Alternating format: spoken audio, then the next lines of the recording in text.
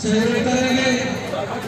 ऐसी मंशा के साथ आप सबका सरदार वल्लभ भाई पटेल संस्थान निराला नगर ऊना में सभी ट्रस्टियों का, सभी प्रमुख जनों का हार्दिक स्वागत, वंदन और अभिनंदन करता हूँ।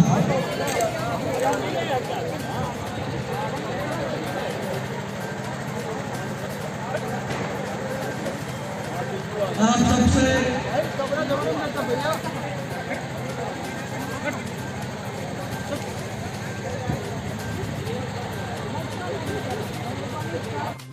अभी संस्थान की जो गतिविधियां हैं उसे भी आप सबके सामने रखा गया है। आज सरदार पटेल जी की जयंती के अवसर पर मैं केवल एक शब्द में कहना चाहूंगी,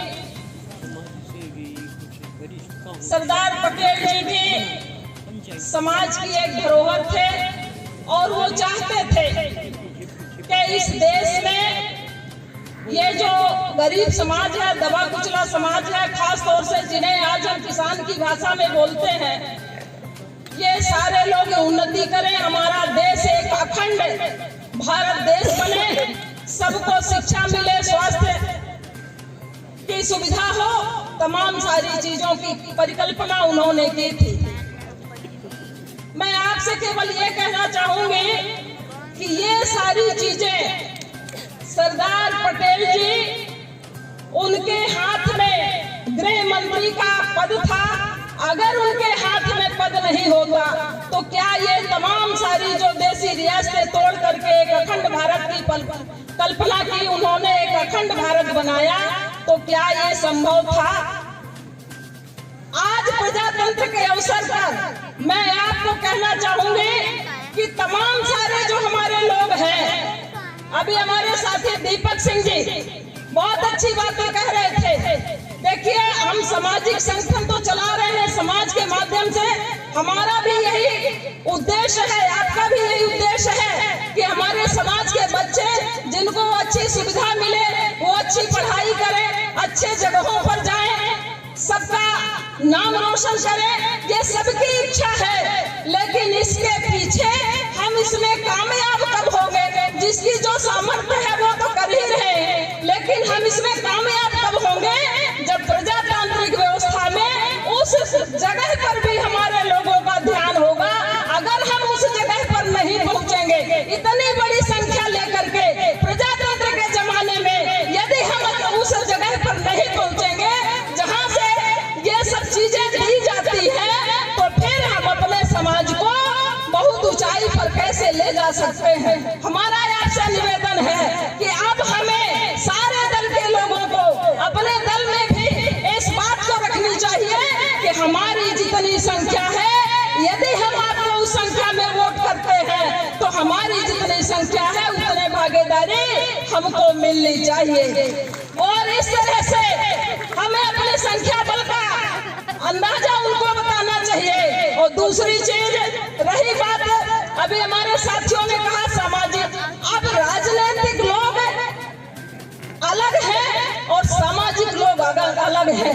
यदि राजनीतिक लोगों से आप चाहेंगे, उम्मीद रखेंगे कि ये समाज का काम करे, तो उनके पास भी कई ऐसी मजबूरियां होती हैं, दल संगठन से जुड़े हुए लोग होते हैं। अब देखिए, आज आपके मुख्य अतिथि जी आए, लेकिन जिस दल से हैं उनके मुखिया आ रहे हैं तो उनको जाना पड़ेगा। इस तरह से तमाम सारे लोगों की बातें होती हैं। हाँ, सहयोग करने की बात है, सहयोग सबका होना चाहिए, लेकिन सामाजिक काम अलग व्यक्ति जो कर सकते हैं, जैसे वीरभद्र सिंह जी हैं, रजिस्ट्रार साहब हैं, आप जगदीश सिंह जी हैं, इधर की ये जो हमारे लोग बैठे हुए हैं, मुखिया जी हैं, डायमंड जी हैं, हमारे पार्षद जी हैं, सामाजिक काम हम पीछे से इनका सहयोग तो करें और इनको आगे बढ़ने के लिए प्रोत्साहित करें। सामाजिक काम अलग लोग करें, राजनीतिक काम अलग लोग करें। और हम तो चाहते थे कि आज इस मंच के माध्यम से, क्योंकि जो दल से जुड़े हुए लोग हैं उनको अपनी पार्टियों में तमाम बोलने का अवसर मिलता है, यहाँ आज हमारे बीच ये ऐसे जो नौजवान साथी हैं उनको आज एक ऐसा मंच मिलना चाहिए कुछ सीखने का मौका मिले। वो अपनी बात को रखे, आपके सामने में रखेंगे, बोलने की भी उनको एक आदत पड़ेगी और आगे चल कर के एक अच्छा वक्ता बनेंगे, एक अच्छे सामाजिक निर्माता बनेंगे।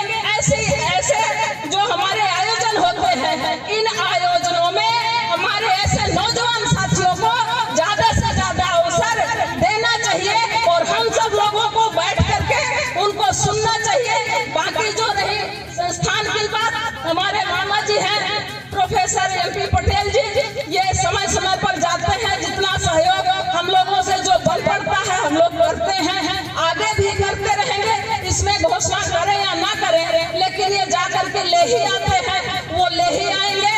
पर आप लोगों से हम कहना चाहेंगे कि नेताओं से तो आप उम्मीद करें, करना भी चाहिए, लेकिन हमारे बीच में ऐसे तमाम सारे अधिकारी हैं, कर्मचारी हैं, जिनके पास बहुत सारा ऐसा फंड होता है जिसके माध्यम से वो इन कामों को कर सकते हैं, पर उनके पास जाने की आवश्यकता है, कहने की आवश्यकता है।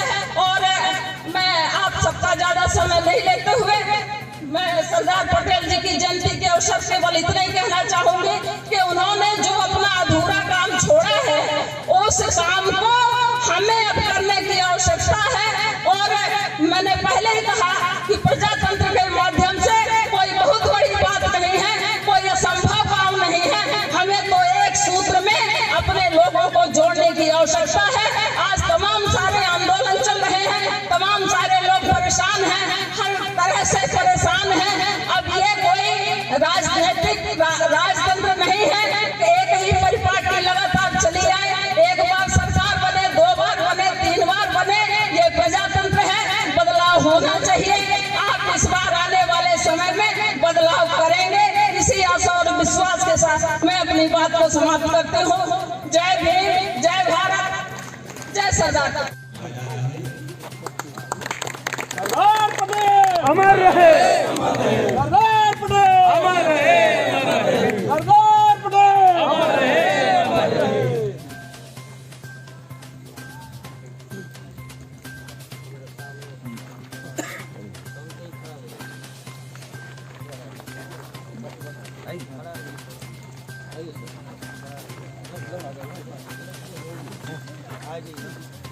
मोदी भाई कहाँ हो? इधर आओ सामने।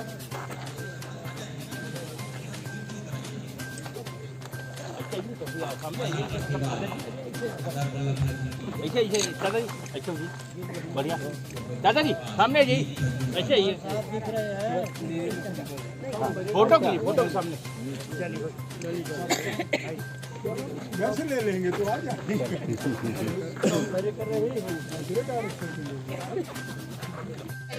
तो हमें जरूरत है कि हम अपने घरों में एक दूसरे को प्रोत्साहित करें, छोटी छोटी बातों पे एक दूसरे की तारीफ करें, उनका मनोबल बढ़ाएं, क्योंकि हर किसी में टैलेंट होता है और हमें अपने टैलेंट को पहचानने की जरूरत है, उसे आगे बढ़ाने की जरूरत है। I think this is my message. और उसके साथ साथ मैं थोड़ा सा एनवायरनमेंट के प्रति भी ज़्यादा सजग हूँ और मैं देखती हूँ कि कई बार हमारे सीनियर्स या फिर हमारी बड़े बुजुर्ग आसपास या फिर हम लोग भी कई बार ऐसे करते हैं कि हम एनवायरनमेंट के प्रति बहुत ज़्यादा लापरवाह होते हैं। कई बार मैंने देखा है कि कार में चलते हुए हम कुछ भी खा रहे हैं तो उसके रैपर्स हम फेंक देते हैं रोडों पर। तो हमें ध्यान रखना चाहिए कि हम कोशिश करें कि जितना ज़्यादा से ज़्यादा हो सके हम अपने नेचर, मदर नेचर और एनवायरनमेंट का ख्याल रखें और साथ ही इस मैसेज को ज़्यादा से ज़्यादा स्प्रेड करें और कोशिश करें कि साल में हम अगर 1, 2, 3, 4 या 10 पौधे भी लगा पाए तो ये बहुत बहुत बड़ी चीज़ होगी, बहुत बड़ा गिफ्ट होगा एनवायरनमेंट के लिए। So thank you so much. स्वागत की कड़ी मंच के सामने एडवोकेट उषा पटेल, आप माइक में दीजिए दीपक जी देता हूँ। धन्यवाद। शुरुआत राष्ट्रपति द्वारा की गई है। हम आग्रह है दीप प्रज्वलन कर आज के कार्यक्रम में प्रारंभ कर रहे हैं।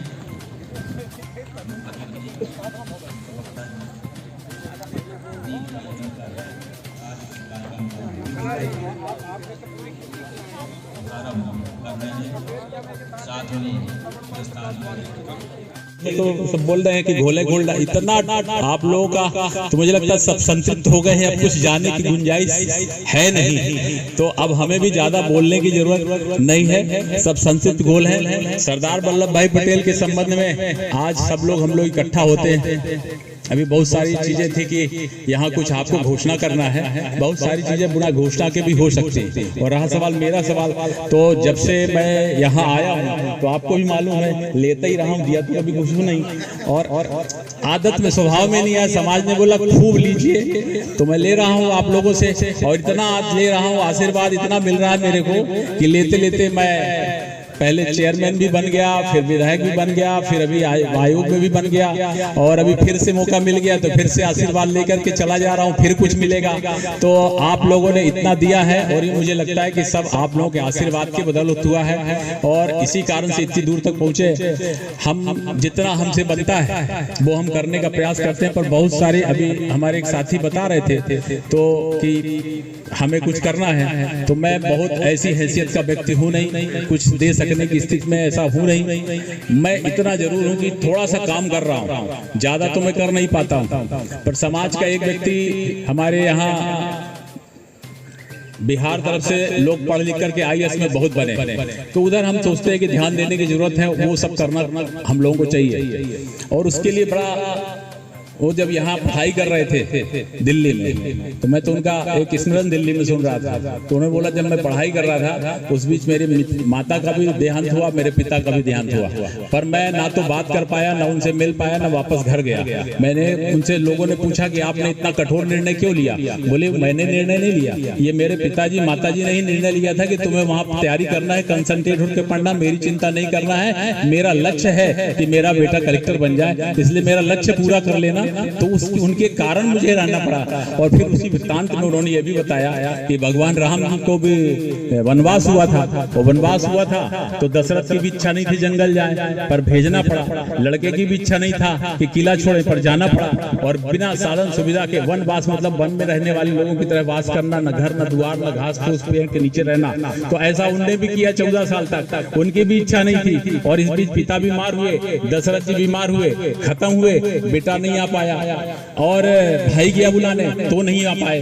तो बाद में पता चलता है कि सफलता की कुंजी कहाँ है, तो कहीं मोह प्रेम मोह माया सब छोड़ दो, और फिर केवल एकदम है कर्तव्य निभाना। वो कर्तव्य निभाने का काम जब जब जिसी काल में भी, किसी भी काल में अगर किसी ने भी कर्तव्य निभाने का काम किया है तो सफलता मिली है। बेटे ने कर्तव्य निभाया, उसे सफलता मिली, पिता ने कर्तव्य निभाया, उसने सुख देगा। और इसीलिए कर्तव्यों का निर्वहन करने वाला समाज, कर्तव्यों का निर्वहन करने वाले लोग हमेशा आगे बढ़े हैं। हम लोगों को भी इसी दिशा में प्रयास करना चाहिए। इसलिए माया के सामने जाल लिखा हुआ है, मोह के सामने जाल लिखा हुआ है, माया जाल मोह जाल, ये जाल तो है मगर कर्तव्य के आगे जाल शब्द नहीं है। कर्तव्य स्थायी रूप से क्रिएटिव चीज है, इसलिए हम सब लोगों को उसमें जुटना चाहिए। आज सरदार वल्लभ भाई पटेल के तौर से मिल जाने की तरफ हमारा ध्यान रहेगा, और हम सब लोग धीरे धीरे आगे बढ़ेंगे।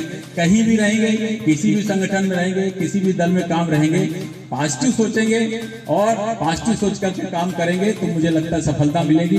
हम आप सब लोगों का बहुत बहुत धन्यवाद करते, आदर करते। मेरे से शुरू में हमारे वकील साहब ने बात किया था, मैंने कहा मेरे सामने एक ही संकट होता है कि जब भी समय हम देते हैं तो कुछ ना कुछ ऐसे कार्यक्रम आ जाते हैं, और खास तौर से मेरे को इसकी खुशी भी होती है कि 31 अक्टूबर को अगर मेरी व्यस्तता है तो मैं कहता हूँ अगर 365 दिन में 31 अक्टूबर को भी मेरी व्यस्तता नहीं रहेगी तो कब रहेगी। तो मुझे 31 अक्टूबर को ज्यादा व्यस्तता रहे तो मेरे लिए तो गौरव की बात है। और उसमें आज फिर मैं सोचा था, उनसे बोला कि कहीं कोई कार्यक्रम नहीं है, हम रहेंगे, पर ऐसा कार्यक्रम आ गया माननीय मुख्यमंत्री का, प्रोटोकॉल के तहत हमें उनको समय देना, हमारे क्षेत्र में उनका कार्यक्रम लगे तो हमें उनके कार्यक्रम में पूरा रहना, ये मेरी मजबूरी है। मुझे लगता है कि मैं निकलूंगा। आप सब लोगों का बहुत बहुत धन्यवाद। भारत माता की जय जय। जहाज का आविष्कार करने वाले राइट बंधु, राइट ब्रदर्स का एक बहुत बड़ा अभिनंदन समारोह लंदन में आयोजित हुआ, और जब आयोजकों ने बड़े राइट बंधु को बुलाया बोलने के लिए तो वे मंच पर गए और उन्होंने कहा कि मैं तो सिर्फ हवाई जहाज बनाना जानता हूं। बोलना मेरा छोटा भाई जानता और वह कह करके वापस अपने स्थान पर जाके बैठ गए।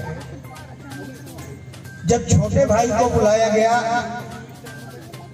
कि आप अपना व्याख्यान दीजिए जिसकी तारीफ आपके बड़े भाई कर रहे थे, तो छोटे भाई ने कहा कि अभी अभी मेरे बड़े भाई ने इतना बढ़िया व्याख्यान दिया है कि अब मुझे बोलने की जरूरत नहीं है।